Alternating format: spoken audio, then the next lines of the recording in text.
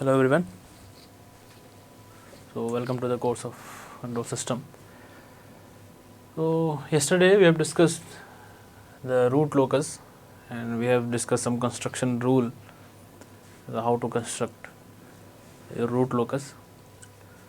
तो लास्ट हमने डिस्कस किया था कि here we have a break away point. ये पोल से, दोनों पोल से हमारे रूट से स्टार्ट हुए और यहाँ कहीं ब्रेक हुए. इसके पहले की कंस्ट्रक्शन रूल हमने पढ़ रखे हैं. इसके पहले आपने ये सारे देखे 7 पॉइंट तक, 6 तक. अब नेक्स्ट जो हम देखेंगे कि ये यहाँ जहाँ ब्रेक हुआ, हमारा ब्रेक होने के बाद वो एसिम्पटोट्स के थ्रू इन्फाइनाइट पे निकल गया एज के टेंड्स टू इन्फिनिटी. बट ये कहाँ पे ब्रेक हुआ, ये ब्रेक अवे पॉइंट, ये कैसे निकालेंगे?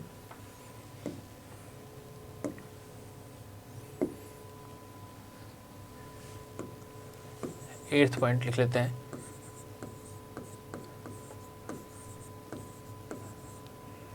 ब्रेक अवे या फिर ब्रेक इन बोल सकते हैं, दोनों पॉइंट होते हैं. अभी आगे क्वेश्चन हम करेंगे तो ब्रेक इन की भी जरूरत पड़ेगी. ठीक है, तो ब्रेक अवे पॉइंट निकालने के लिए क्या करना है हमें? हमको पता था हमारा सिस्टम क्या था. सिस्टम था KS+1 अपॉन SS+2 S+3.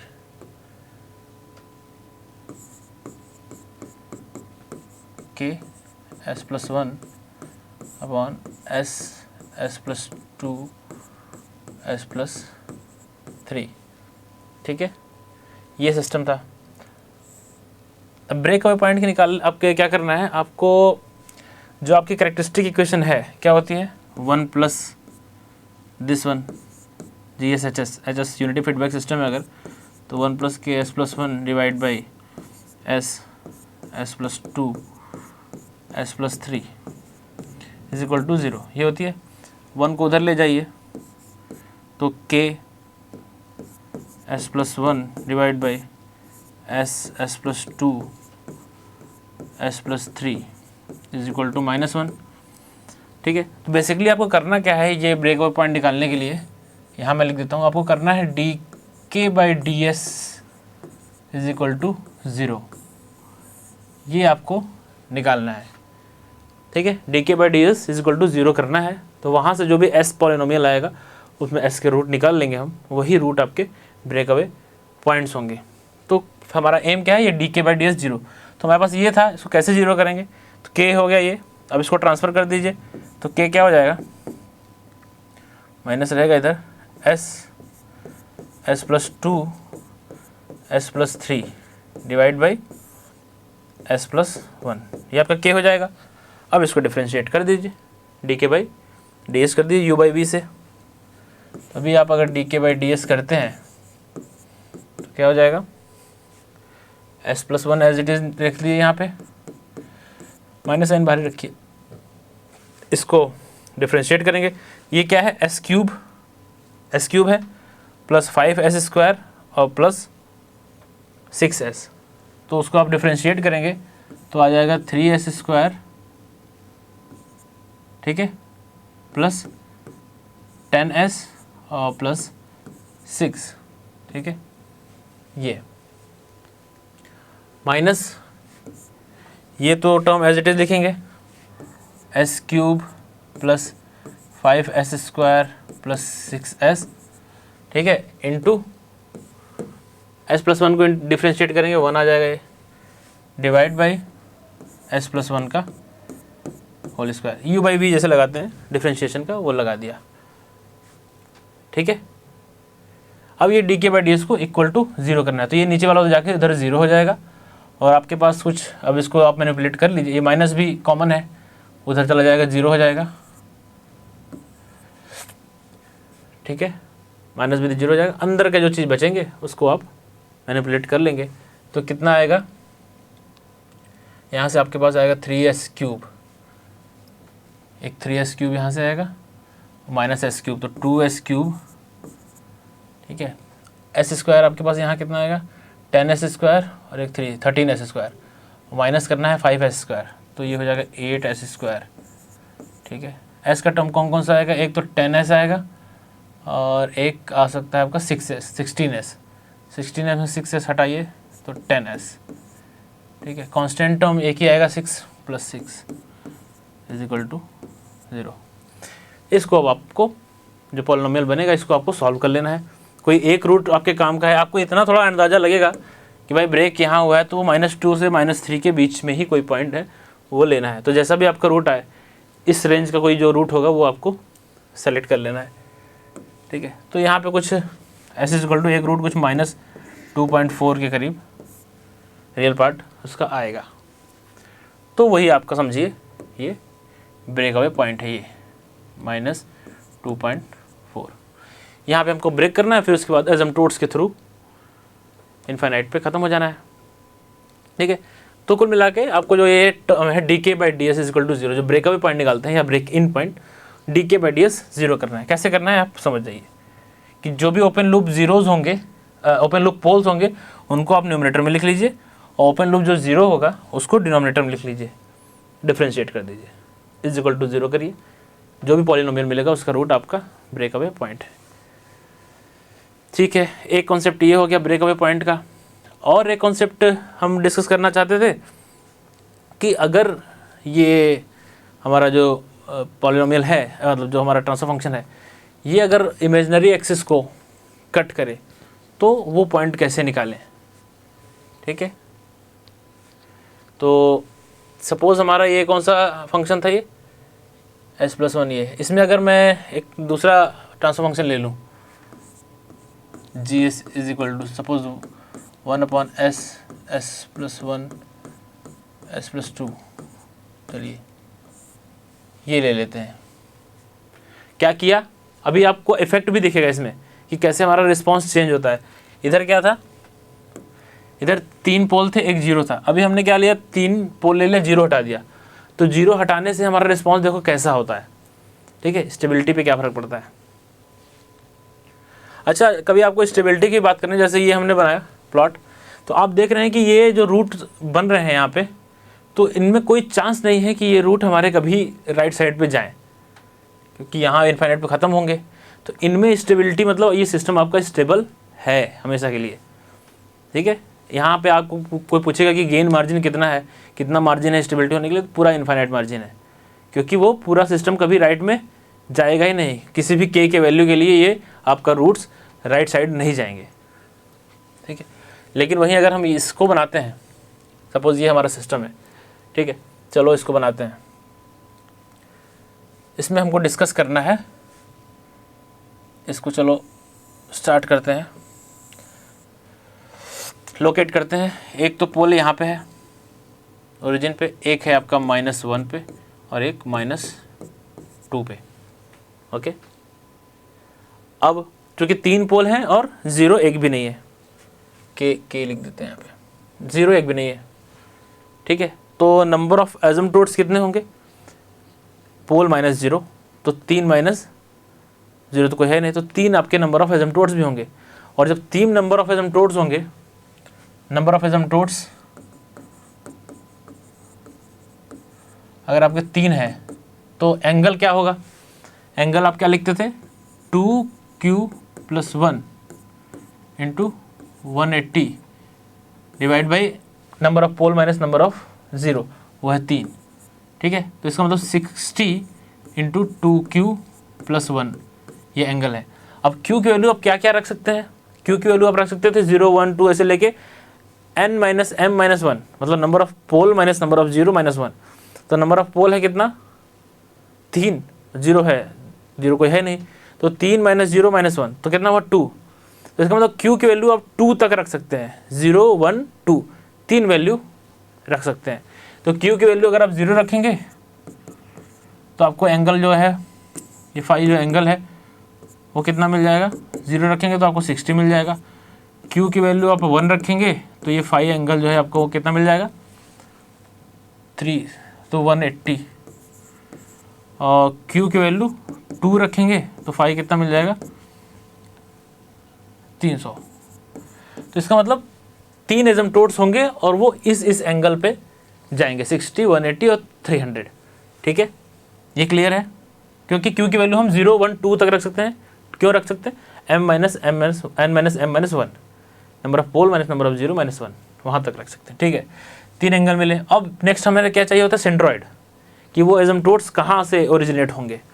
तो सेंट्रॉइड क्या हिसाब किताब क्या था, पोल की जो वैल्यूज़ है नेगेटिव वैल्यूज़, तो एक तो है 0, एक है -1, एक है -2, माइनस ऑफ जीरोज़ की वैल्यू, जीरो तो कोई है नहीं, तो आगे जीरो ही है, divide by number of pole minus number of zero. Number of pole minus number of zero आपके पास 3 है, 3 पोल हैं, जीरो है नहीं। ठीक है, तो सेंट्रॉइड कितना आ गया, ये आ गया आपका -1। तो इसका मतलब यहाँ पे ही -1 से ही आपके एसिम्पटोट्स जो है वो बनेंगे। कहाँ कहाँ बनेंगे, एक तो 60 डिग्री पे बनेगा इससे, एक है 180 पे इस तरह से इधर, एक जाएगा 300 पे। तो ये तो एसिम्पटोट्स हैं। इसका मतलब आपका जो रूट लोकस है वो, चूँकि इसमें जीरो तो है नहीं, तो स्टार्ट पोल पे होगा और जीरो पे टर्मिनेट होता है, बट यहाँ एक भी जीरो है नहीं, तो कहाँ टर्मिनेट होगा, इनफाइनाइट पे टर्मिनेट होगा एसिम्पटोट्स के थ्रू। ओके, अच्छा रियल पार्ट पे कौन सा सेक्शन आपका रूट लोकस में है या नहीं है, वो देखने के लिए क्या करते थे, अब जैसे ये पार्ट है इधर वाला, तो वो है कि नहीं रूट लोकस में, वो रूट लोकस का पार्ट है कि नहीं, तो क्या करेंगे, इसके लेफ्ट में देखेंगे, सॉरी राइट में देखेंगे, ऑड नंबर्स हैं, तो इस पार्ट के लिए हम राइट में देखें तो 1 2 3 ऑड नंबर है, इसका मतलब ये पार्ट एग्जिस्ट करेगा, ये पार्ट एग्जिस्ट करेगा। इस पार्ट की बात करें इस सेक्शन की, तो इसके राइट में देखें तो 1 2 इवन नंबर ऑफ पोल हैं, तो इसका मतलब ये पार्ट एग्जिस्ट नहीं करने वाला है, और ये फिर करेगा क्योंकि इसके राइट में एक सिंगल बचेगा और ये नहीं करेगा। तो इन्हीं 2 सेक्शन में रूट लोकस बनना है। ठीक है, तो हमें सीधे सीधे ऑप्शन दिखेगा कि 3 जगह से शुरू होगा, यहाँ से भी शुरू होगा, यहाँ से भी रूट लोकस शुरू होगा क्योंकि तीनों पोल हैं। किधर जाए, इधर से शुरू होकर इधर जा नहीं सकता क्योंकि पहले क्रॉस लग चुका है, एक ही रास्ता इधर है, और इधर से भी शुरू होगा तो एक ही रास्ता इधर की तरफ है, उधर का सेक्शन है ही नहीं। ठीक है, और इधर से अगर शुरू करें तो इधर जा नहीं सकते हम, क्रॉस लगा हुआ, इधर ही ऑप्शन है, तो ये तो सीधे इस एसिम्पटोट्स के थ्रू इनफाइनाइट पे चला जाएगा। ठीक है, और ये दोनों यहाँ से शुरू होंगे, यहाँ पहुँचेंगे, कहीं बीच में ये ब्रेक होंगे, कहीं बीच में ब्रेक होंगे। अब ब्रेक होंगे तो कहाँ ब्रेक होंगे, उसके लिए ब्रेक अवे पॉइंट निकालना पड़ेगा। ब्रेक अवे पॉइंट के लिए अभी आपने देखा कैसे निकालेंगे ब्रेक अवे पॉइंट, dk/ds को हमको करना है 0। तो अगर आप यहाँ लिखना चाहें dk/ds, यहाँ तो इजी है, नंबर ऑफ पोल हैं, 0 तो है नहीं, तो dk/ds अगर मैं लिखूँ यहीं पे लिख दूँ, चलो यहाँ लिख देते हैं,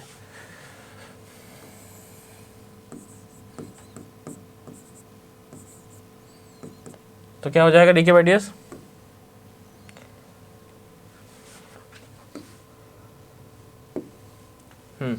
ये होगा, आप इसको मल्टीप्लाई करेंगे s³, ठीक है, और कौन सा 3s²,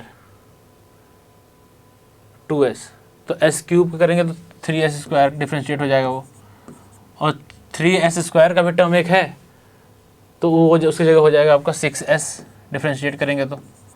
ठीक है, और एक कांस्टेंट टर्म मतलब s का टर्म है 2s, तो वो हो जाएगा +2 = 0। dk/ds = 0 कर दिए। ओके, अब =0 कर दिए dk/ds। अब यहाँ से रूट की वैल्यू निकाल लीजिए, तो कितना आएगा, इसके रूट आ जाएंगे आपके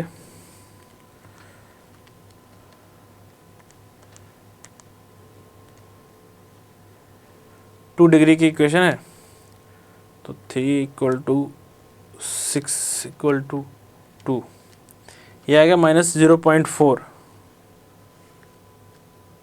ठीक है, एक आ रहा है -1.5, एक आ रहा है -0.4, एक आ रहा है -1.5। तो आपको पता है 1.5 तो हो नहीं सकता क्योंकि ये तो क्रॉस है, हमारे काम का नहीं है, तो -0.4 एक जो वैल्यू आई है इसकी, यही हमारा ब्रेक अवे पॉइंट है। इसका मतलब ये यहाँ पे ब्रेक हो रहा है और ये है 0.4 ये पॉइंट। ठीक है, चलो कोई बात नहीं, यहाँ ब्रेक होगा और फिर एसिम्पटोट्स के थ्रू उसको इनफाइनाइट पे जाना है, तो ब्रेक होके ये एसिम्पटोट्स के थ्रू इस तरह से आपका इनफाइनाइट पे चला गया। तो अभी आपने देखा कि अब जो है आपका प्लॉट इमेजिनरी एक्सिस को कट कर गया, यहाँ पे इमेजिनरी एक्सिस को कट कर गया। तो इसका मतलब अब आपको एक पॉइंट और निकालना पड़ेगा किस पॉइंट पे वो इमेजिनरी एक्सिस को कट कर रहा है और वो उस टाइम पे आपकी गेन के की वैल्यू क्या है। ठीक है, तो वो कैसे निकालें, तो point of intersection of imaginary, ठीक है, point of intersection of imaginary axis कहाँ पे कट कर रहा है, उसके लिए आपको सीधे राउथ वाला मेथड अपनाना है। ठीक है, राउथ वाला फंडा लेना है। तो क्या करना है, राउथ वाले में क्या करते हैं, जो कैरेक्टरिस्टिक इक्वेशन होती है 1 प्लस GSHS उसको हम इज इक्वल टू 0 करते हैं और उसका राउथ टेबल बनाते हैं, वो कर लेते हैं। यहाँ कैरेक्टरिस्टिक इक्वेशन आप लिखेंगे 1 प्लस GS, तो आपको क्या मिलेगा, आपको मिलेगा S cube plus 3S square और प्लस 2S प्लस K, ये मिलेगा, ये मिलेगा। अब इसका आप चाहें तो वो बना लीजिए राउथ टेबल। राउथ टेबल बनाएंगे, कैसे लिखेंगे आप, S क्यूब का टर्म लिखेंगे, पहले क्या लिखेंगे 1 2 1 2, फिर S स्क्वायर का स्क्वायर क्या लिखेंगे 3K 0 है 3K, S का लिखेंगे, फिर S का क्या लिखेंगे 3 × 2 6 minus K 6 minus K by 3 आगे 0, फिर S टू द पावर 0 का 3 × 0 0, ये डिवाइड बाई 1 K आ जाएगा। ये आपका तैयार हो गया राउथ। ठीक, ठीक है। तो अभी आप देखेंगे कि मार्जिनल स्टेबल कब होता था, हमने पढ़ा था जब कंप्लीट रो 0 हो जाए। ठीक है, तो ये पॉइंट बेसिकली क्या है, ये आपका मार्जिनल स्टेबिलिटी वाला ही पॉइंट है, क्योंकि इसके बाद तो सिस्टम चला जाएगा, रूट चले जाएंगे राइट में और सिस्टम हो जाएगा अनस्टेबल। तो इसका मतलब मुझे मार्जिनल स्टेबल वाला अगर देखना है तो उस टाइम पे गेन के की वैल्यू क्या होगी, अगर मैं ये पूरा टर्म को 0 कर दूं तो पूरा कंप्लीट रो 0 हो जाएगा। इसका मतलब सिस्टम मार्जिनल स्टेबल हो सकता है। तो इसको आप अगर 0 करेंगे, इसको इस टर्म को इक्वल टू 0 कर देंगे अगर आप, तो आपको क्या मिल जाएगा k इज इक्वल टू 6। तो k इज इक्वल टू 6 पे आपका सिस्टम मार्जिनल हो जाएगा। फिर आप क्या लिखते हैं, आप लिखते हैं ऑक्सिलरी इक्वेशन। जब 0 हो जाता है तो ऑक्सिलरी इक्वेशन क्या होती है, ऊपर वाली, और वो क्या है, ऑक्सिलरी इक्वेशन आपकी है 3s square plus k is equal to 0। ठीक है, ये आपके ऑक्सिलरी इक्वेशन। ठीक है, अब k आपको मालूम चल चुका है 6 है, तो ये हो जाएगा आपका 3s square plus 6 is equal to 0, 3x square plus 6 is equal to 0। और इसको आप अगर सॉल्व कर लीजिए, यहाँ इसको सॉल्व कर लीजिए तो कितना आ जाएगा, s is equal two plus minus 2j, 2 नहीं √2j। ठीक है, प्लस माइनस √2j। तो इसका मतलब यहाँ पे प्लस माइनस √2j पे ये आपका पॉइंट है प्लस, ये प्लस √2j और ये पॉइंट है आपका माइनस √2। यहाँ पे आपके इस पॉइंट पे आपके नेगेटिव रियल एक्सिस को सॉरी इमेजिनरी एक्सिस को कट किया। और जब यहाँ पे k की वैल्यू क्या थी, k की वैल्यू यहाँ पे आपकी थी 6। आगे जब हम बात करेंगे gain margin, phase margin, stability, वहाँ भी फिर से हम इस पे आएंगे। तो बेसिकली ये जो आपको पॉइंट मिलता है गेन यहाँ पे के, वो आपका क्रिटिकल गेन होता था 6 जो मिला।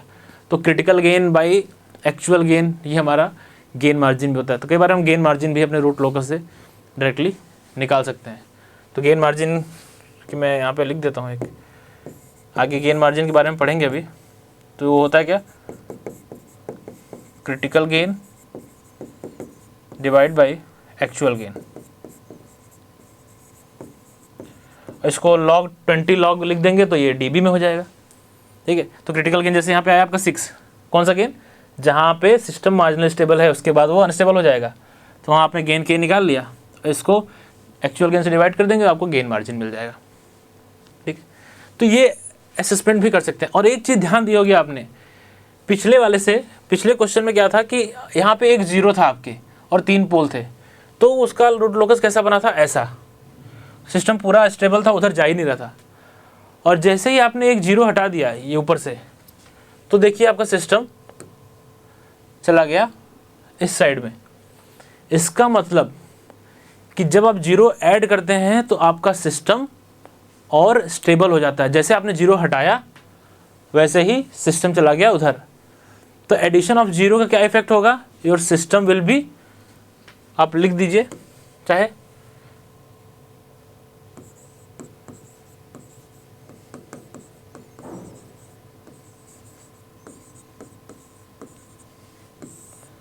पहला पॉइंट,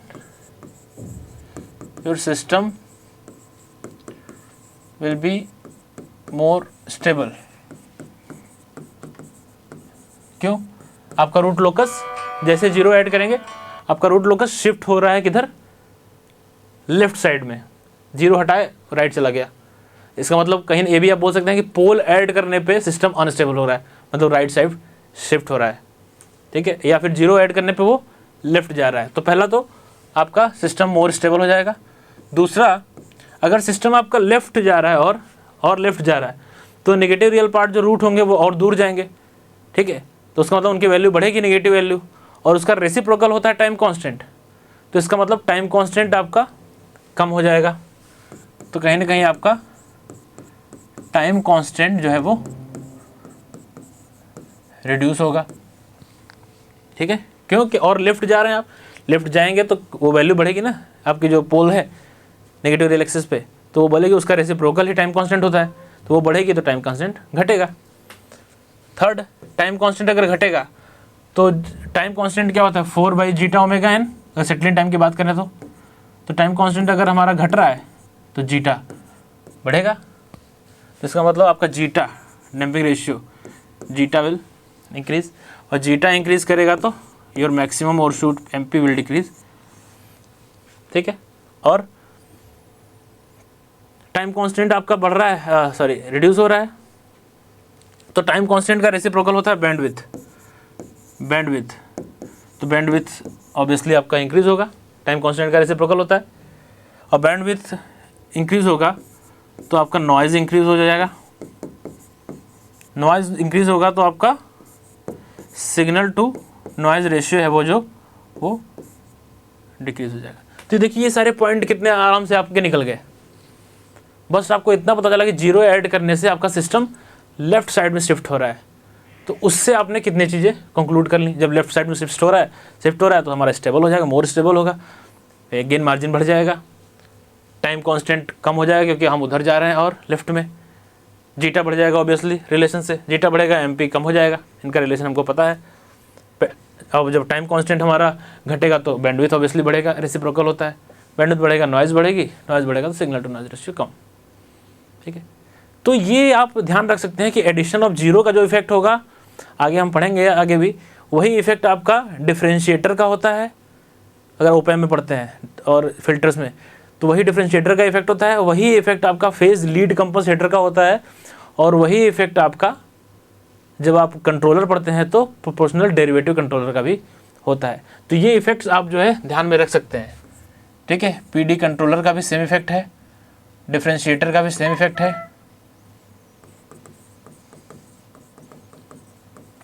ठीक है। और फेज लीड कंपनसेटर जो है इसका भी सेम इफेक्ट है, ठीक है। प्रोपोर्शनल डेरिवेटिव, डिफरेंशिएटर, चाहे फेज लीड कंट्रोलर, इन सब का इफेक्ट आपका सेम है, एडिशन ऑफ ज़ीरो। तो ये सारे रिजल्ट हैं, ठीक है। चलिए अब हमें एक पॉइंट और डिस्कस करना था। ये तो हमें हो गया कि भाई ये पॉइंट हो गया। अच्छा, यहाँ से आप और भी चीज़ें निकाल सकते हैं। आपको पता था कि ये जो पॉइंट है यहाँ पे रूट दोनों चल के सेम पॉइंट पे आ गए, मतलब रूट इक्वल हो गए। रूट इक्वल हमारे कब होते थे, जब क्रिटिकली डैम्प्ड होता था सिस्टम, ठीक है। तो आप तो पहले ये पॉइंट निकाल सकते हैं, ये आपको निकला ही है 0.4 जो कि ब्रेक अवे पॉइंट है। तो 0.4 पे आपका गेन क्या है, के की वैल्यू कैसे निकाल सकते हैं आप। 0.4 मतलब कि इन सब की जो जितने पोल हैं सब कितना लेंथ है, यहाँ से यहाँ तक दूरी कितनी है, यहाँ से यहाँ कितनी है। अभी आपको मालूम है यहाँ से यहाँ तक 0.4 है, ये 1 है तो ये 0.6 है, तो 0.4 × 0.6 और यहाँ से यहाँ तक कितनी है 1.4, तो 0.4 इंटू 0.6 इंटू 1.4 ये आपकी क्या है लेंथ है। तो ये लेंथ जो है यही आपकी के की वैल्यू है।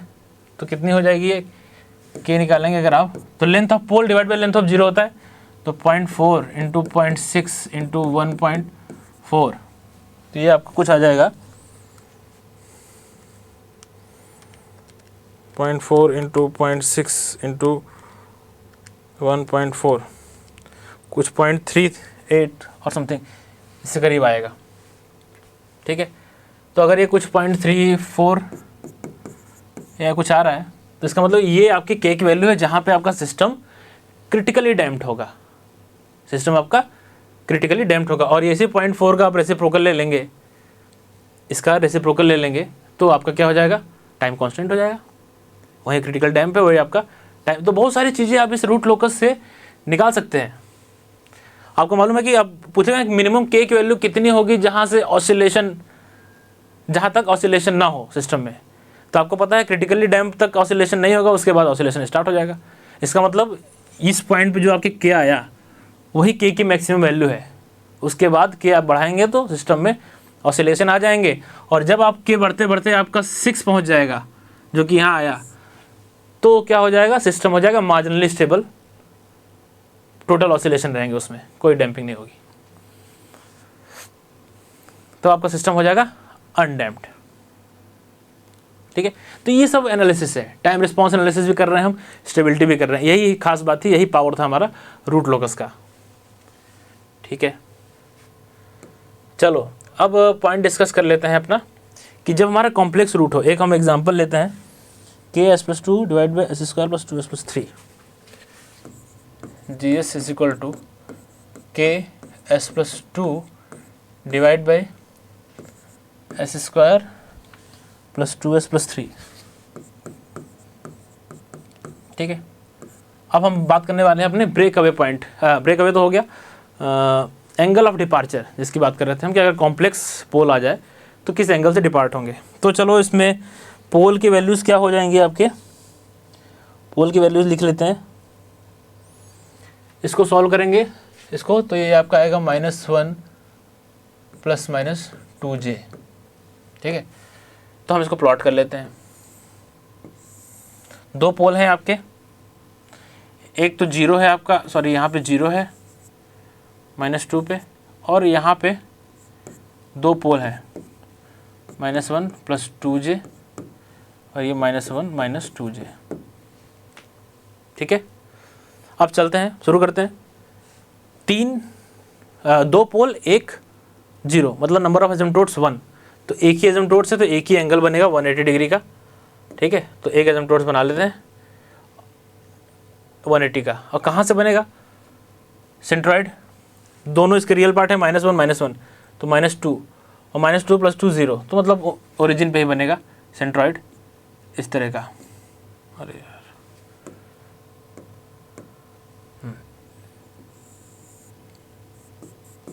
ये आपका वो है, क्या है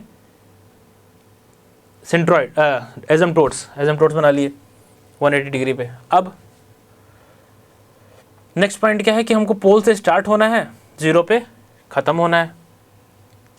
तो भाई कैसे स्टार्ट हो कैसे ख़त्म हो, तो इसके लिए हमको चाहिए एंगल ऑफ डिपार्चर, मतलब मैं पोल से स्टार्ट तो होना चाहता हूँ लेकिन किधर जाऊँ, ऊपर नीचे इधर किधर जाऊँ, तो आपको निकालना है उसके लिए angle of departure. Angle of departure के लिए आप क्या करेंगे, एंगल ऑफ डिपार्चर के लिए आपको क्या करना है, आपको थीटा निकालना है। एक कौन सा थीटा होगा, वो थीटा क्या है, वो कि इस पोल से मान लो एंगल ऑफ डिपार्चर निकालना है, तो जो जीरोज आपके हैं वो कितना एंगल बना रहे हैं, जितने भी जीरोज हैं वो इस पे कितना एंगल बना रहे हैं, माइनस जितने भी पोल हैं वो कितना एंगल बना रहे हैं। तो कैसे निकालना है, sum of angle form by zeros minus sum of angle form by poles, form by poles. अब कहाँ पे फॉर्म, जहाँ पे हमें एंगल ऑफ डिपार्चर निकालना है। तो यहाँ तो एक ही जीरो एक ही पोल है इसके अलावा, तो ये जीरो कितना एंगल बना रहा है इस पर, अगर हम ट्राई करें तो ये एंगल है, ये एंगल कितना होगा, ये तो 2 है डिस्टेंस और ये आपका 1 है -1, तो tan इनवर्स 2, ठीक है, tan इनवर्स 2। तो ये एंगल जो है आपका कितना हो गया tan इनवर्स 2,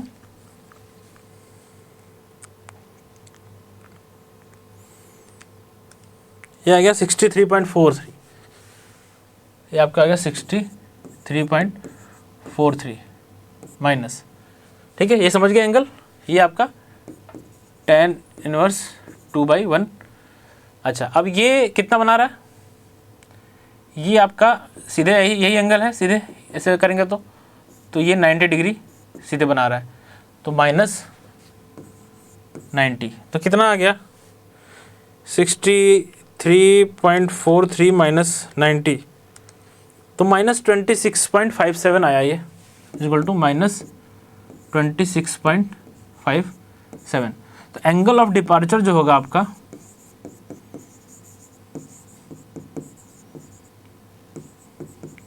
वो होगा आपका 180 प्लस दिस एंगल थीटा, ये जो आपने निकाला, ठीक है। तो 180 प्लस वो करेंगे तो आ जाएगा 153.43, तो ये आ जाएगा आपका 153.43। 153 मतलब किधर, 180 इधर, तो मतलब कुछ इस तरह से एंगल इतना होगा, ठीक है, और इसमें भी कुछ इस तरह से आएगा। एंगल ऑफ अराइवल क्या होता है,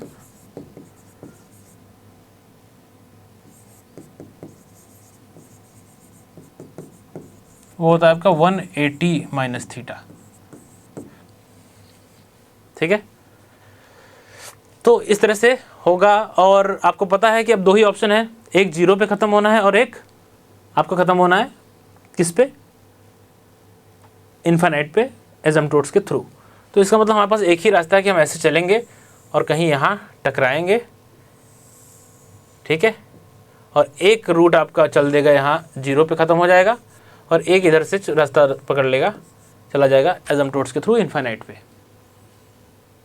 समझ गए। तो इस तरह से आपको अगर कॉम्प्लेक्स पोल आ जाए तो ब्रेक अवे पॉइंट निकालना है, कैसे, एंगल निकालना है, कौन सा, जहाँ पे ब्रेक अवे पॉइंट चाहिए उस पॉइंट पे सारे जीरो कितना एंगल बना रहे हैं, जितने भी जीरो हैं उसका सम, और सारे पोल कितना एंगल बना रहे हैं माइनस किया, और फिर जो एंगल आएगा उसको 180 में ऐड कर देंगे, तो ये आपका एंगल ऑफ डिपार्चर हो जाएगा, उसी एंगल से वहाँ डिपार्ट होगा रूट, ठीक है। फिर आपको पता था यहाँ हम क्यों आए, क्योंकि ये एंगल्स चले थे और हमको 0 पे ख़त्म होना या इस पे इन्फिनिट पे, तो यही एक रास्ता था। तो अब एक पॉइंट और चाहिए आपको कि कहाँ मिला ये, वो होगा आपका ब्रेक इन पॉइंट, वो आपका होगा ब्रेक इन और ब्रेक अवे को दोनों पॉइंट निकालने के लिए वही तरीका dk/ds = 0।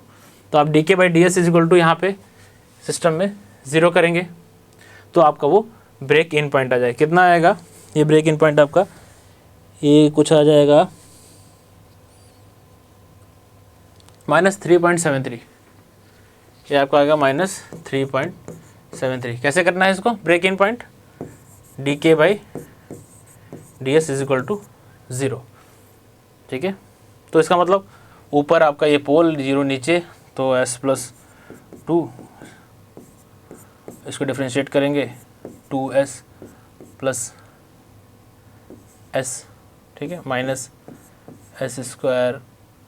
+ 2s + 3, ठीक है, डिवाइड बाई s+2 का होल स्क्वायर = 0 है। ये यहाँ सॉल्व करेंगे आपका ये आ जाएगा, ठीक है। तो ये आपका ब्रेक इन पॉइंट हो जाएगा, आपको आइडिया लग जाएगा।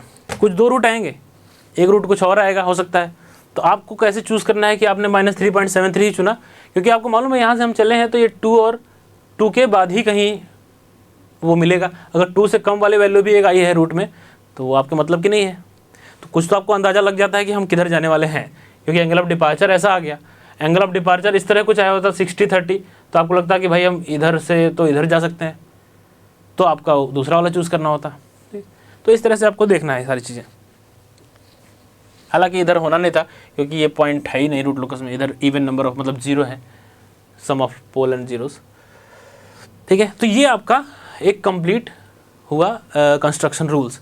तो इस तरह से ये सारे रूल्स हम लगा के अपने रूट लोकस बना सकते हैं। और बनाने से ज़्यादा आपको एनालिसिस कैसे करना है उसको, ठीक है। जैसे हमने पिछले अभी देखा कि कैसे हम ये निकाल सकते हैं कि क्रिटिकल डैम्प में के की वैल्यू क्या होगी, टाइम कांस्टेंट क्या होगा, कहाँ तक क्रिटिकल डैम्प होगा, और कहाँ तक हमारा फिर ऑसिलेशन स्टार्ट होगा, तो कहाँ मार्जिनली स्टेबल होगा, और उस टाइम पे गेन की वैल्यू क्या होगी, तो गेन मार्जिन क्या होगा। ये सारी चीज़ें जब एसेस करते हैं, स्टेबिलिटी, जीरो ऐड करने पे क्या हो रहा है दिक्कत, पोल ऐड करने पे, तो आपने क्या देखा कि जीरो ऐड करने पे आपका पूरा रूट लोकस शिफ्ट हो रहा है लेफ्ट साइड में, और नंबर ऑफ पोल अगर आप ऐड करते हैं अपने सिस्टम में तो आपका सिस्टम शिफ्ट हो रहा है राइट साइड में, मतलब अनस्टेबल की तरफ जा रहा है, ठीक है। तो आप ध्यान करेंगे जब हम इनसिग्निफिकेंट और डोमिनेंट पोल की बात करते थे तो आप इनसिग्निफिकेंट पोल को नेग्लेक्ट करते थे ज़रूर, ट्रांजिएंट रिस्पॉन्स क्योंकि ऑब्वियसली डोमिनेंट पोल की जैसा ही होता है, लेकिन स्टेबिलिटी पॉइंट ऑफ व्यू से एकदम वर्स्ट पॉइंट था आपका। जो डोमिनेंट पोल था वो आपका वर्स्ट पॉइंट था स्टेबिलिटी पॉइंट ऑफ व्यू से, और जो इनसिग्निफिकेंट पोल था वो आपका बेस्ट पॉइंट था for stability point of view, क्योंकि इनसिग्निफिकेंट आपका इमेजिनरी एक्सिस से दूर था और डोमिनेंट वाला एकदम पास था। तो जो सबसे पास होता है वो स्टेबिलिटी पॉइंट ऑफ व्यू से आपका वर्स्ट पोल है, ये आपके दिमाग में रहना चाहिए, ठीक है। तो आई थिंक लगभग सारे कवर हो गए हमारे कंस्ट्रक्शन रूल। अब कुछ एग्जांपल्स हम कर सकते हैं रूट लोकस पे और फर्दर, तो नेक्स्ट लेक्चर में हम इसमें और कुछ एग्जांपल्स लेंगे और इसको और क्लियर करेंगे, ठीक है। बाकी अभी तक आप कोई भी एग्जांपल लेके सॉल्व कर सकते हैं, सारे रूल्स हमने यहाँ पे कवर कर लिए हैं, ओके। चलिए, थैंक यू।